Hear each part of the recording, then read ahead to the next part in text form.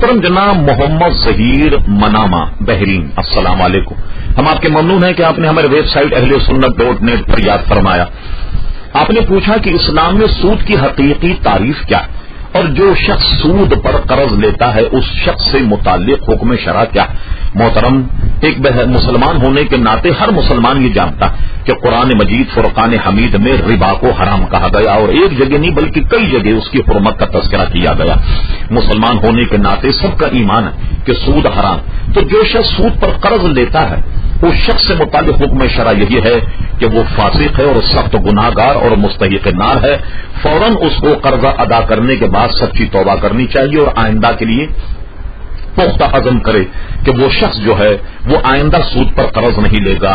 سود کا کم سے کم اس کی غلاظت اور اس کی بھیانت کا انداز اس سے لگائیے کہ مختصر سے مختصر سود جو ہے وہ اس کا گناہ ایسا ہے کہ جیسے اس نے اپنی والدہ کے ساتھ 70 مرتبہ بدکاری کی ہو.